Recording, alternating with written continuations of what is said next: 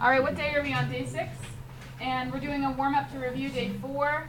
And we are mostly solving exponential equations, but we have this problem thrown in. I think we did this one on day 1. And the reason why it's thrown in here is because our quiz today is a calculator quiz, and I wasn't able to evaluate this before. So we did this one with a change of base formula. And you have 2 bases on your calculator that you could use, right? You could use log, or you could use ln. Where's the ln? Oh, down here. Okay? So on your calculator, using the change of base formula, you could type in log 30 over log 5, or you could type ln 30 over ln 5. Change of base formula lets you change the base to any base you want. I mean, you could make the base like base 102 if you wanted, but that's not a button on your calculator, so it's not so helpful. So you're going to type that in your calculator. If your calculator has another way to evaluate this log, that's fine, as long as you know how to use it, okay? So I think most of you did the first one, and that will work. Log 30 divided by log 5. And you know what? Let's round to 2 decimal places if we can't get exact answers, so 2.11. But if you do it with the ln, I just want to show you that you do get the same thing.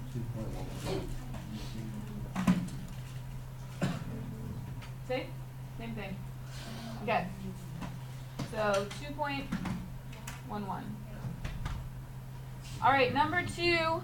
This is a problem that you actually don't need a calculator for, because you can write them as powers of what base? 5. So 25 becomes 5 to the what? So I have 5 squared to the 2x. And 1 over 125 becomes what? 5 to the negative 3 to the x minus 2. So there's 2 kinds of exponents that you want to keep in mind. Negative exponents will give you the reciprocal.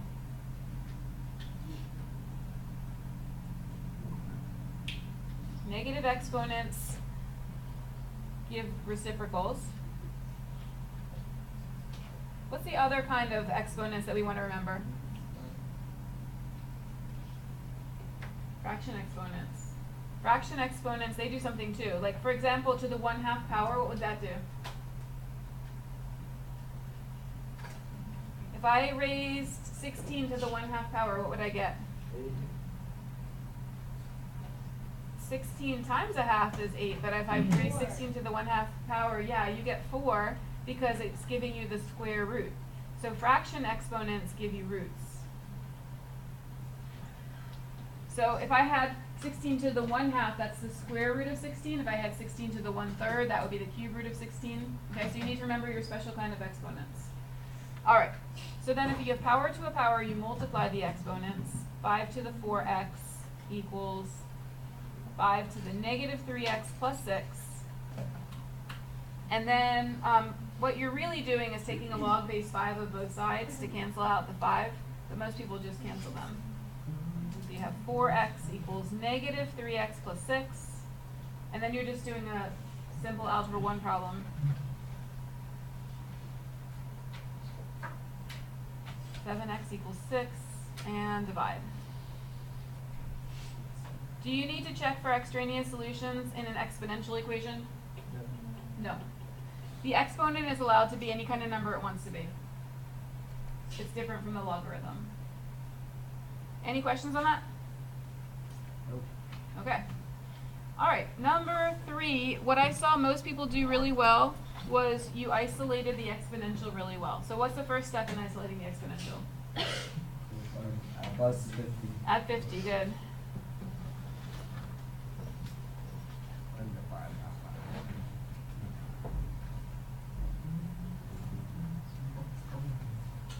And then you said divide by 5? Okay. All right, so we have 50 equals e to the 0.03x. So there are 2 ways you could solve this, and they both involve logarithms. What could you do to both sides of the equation? You could do the ln. I like the ln better because if you do the ln on both sides, that ln will cancel out the e and it just is an easier way to solve. Did anybody do something different to both sides besides ln? Because there's another way to solve it.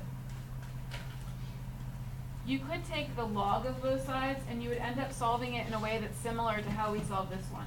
Okay? So when we solve this one, just remember that strategy would have worked for this as well. But in this case, I'm going to do ln on both sides.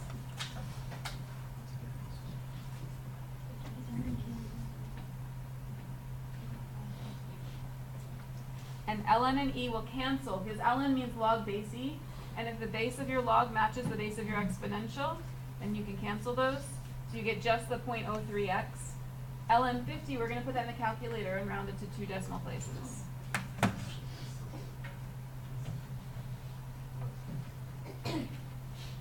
So 3.91.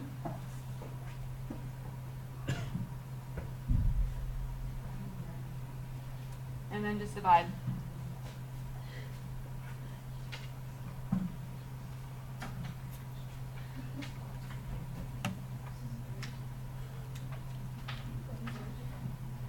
Okay, 130.40.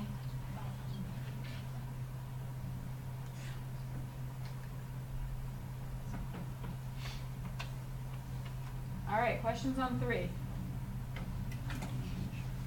Okay, the last one, what's the very first thing that you want to do to both sides? Power property. Okay, but in order to do the power property, what do we have to do to both sides? Log. Take the log, yeah. So I'm going to write the log on each side, and that keeps it balanced because it's the same thing on both sides.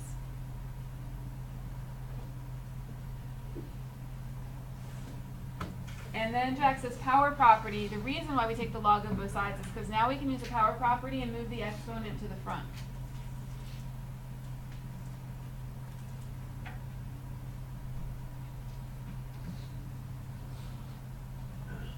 Okay. Now do you guys want to distribute now with the log 4, or would you rather type the numbers in now? Type in and get a number. I'd like to match what you did, so it's up to you. Did you distribute log 4 to each of these, or did you type in and get a number? Distribute? Okay. So we have x log 4 plus 7 log 4 equals x log 11. And then what? Subtract the x log 4 because we want to get the x's to the same side. So I have 7 log 4 equals x log 11 minus x log 4. And now what? Yeah.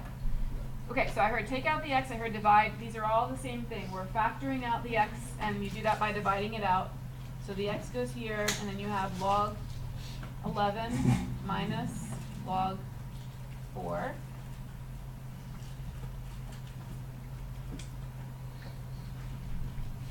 And then the last step, divide. Okay. When you divide, make sure you have parentheses to keep your denominator together. Log 11 minus log 4. And then you can type all of this in the calculator.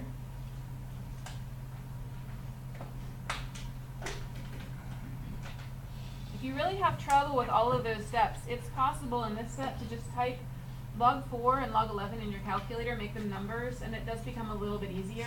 This is going to give us the best answer possible because we're only typing one time. But if you get stuck, that's another choice, okay?